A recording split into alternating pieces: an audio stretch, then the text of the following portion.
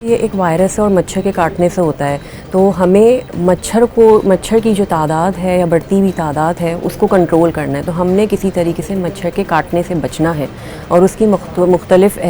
तदाबीर की जा सकती हैं। सबसे पहले तो इम्पॉर्टेंट बात यह है कि गवर्नमेंट काफ़ी काम कर रही है इस पर, जब से हमने केसेस देखे हैं कि चिकनगुनिया के बढ़ रहे हैं, डेंगू के भी हो रहे हैं, मलेरिया के भी। और जब मौसम की तब्दीली की वजह से ये चेंज आया है जिसमें इतने नंबर ऑफ़ केसेस बढ़ चुके हैं,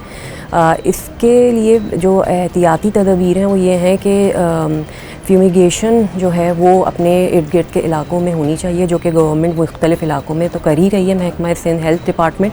और हमें इंडिविजुअली तौर पे ये करना चाहिए कि हम अपने घर की भी फ्यूमिगेशन कराएं। ख़ास तौर पे कहीं पे भी अगर ठहरा हुआ पानी रखा हुआ है किसी बर्तन में, किसी बकेट में, उसको हम फ़ौरी डिस्कार्ड कर दें। दूसरा ये, ताकि ये इन्हीं पानी में जो है वो मच्छर की तादाद बढ़ती है और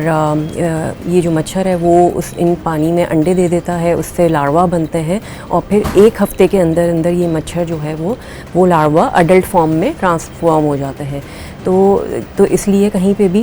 पानी को कहीं पे भी ठहरा हुआ नहीं रखना चाहिए। ख़ास तौर पे अगर आपने किसी अपने वॉशरूम में बकेट में रखा हुआ है, एसी कूलर्स के अक्सर जो होते हैं पानी गिर रहा होता है और बकेट में रखा हुआ होता है, तो और दूसरा इवन कभी कभार लोग जो है वो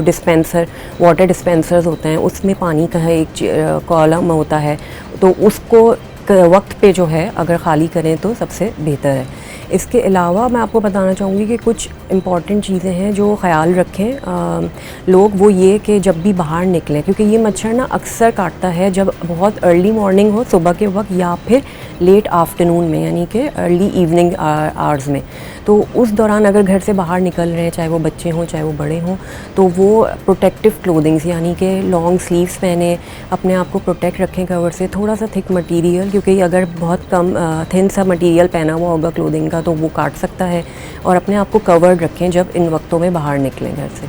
और इसके साथ मॉस्किटो रेपेलेंट्स लगा के आप बाहर निकलें, तो बहुत सारे ऐसे आते हैं जो स्किन पे आप सेफली लगा सकते हैं, जो बच्चों और बड़ों दोनों के लिए सेफ़ हैं। ये वायरस जब ट्रांसमिट करता है और पेशेंट में चिकनगुनिया होता है, तो घर में क्या तदबीर लेनी चाहिए या फ़ौरी तौर पे क्या इलाज करना चाहिए हॉस्पिटल या डॉक्टर को दिखाने से पहले, तो आप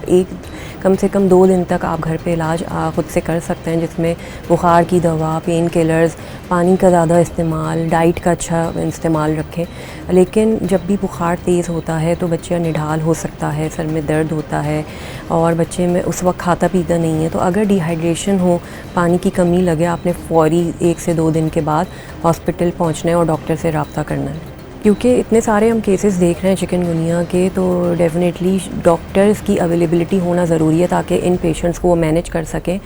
हर जगह डॉक्टर की मिकदार लिमिटेड है, ख़ास तौर पे पब्लिक सेक्टर हॉस्पिटल्स में। प्राइवेट इंस्टीट्यूट में भी अवेलेबिलिटी है, तो उनकी टाइम शिफ्ट्स उस तरीके से की जाती हैं कि जो है अगर बर्डन ऑफ पेशेंट ज़्यादा है तो उस हिसाब से डॉक्टर की वहाँ पे शिफ्ट जो है वो असाइन की जाए। तो ये डिपेंड करता है आपके पास कितनी रिसोर्सेज हैं, हॉस्पिटल में कितने डॉक्टर्स अवेलेबल हैं और कितनी जगह जो है वो मौजूद है हॉस्पिटल में।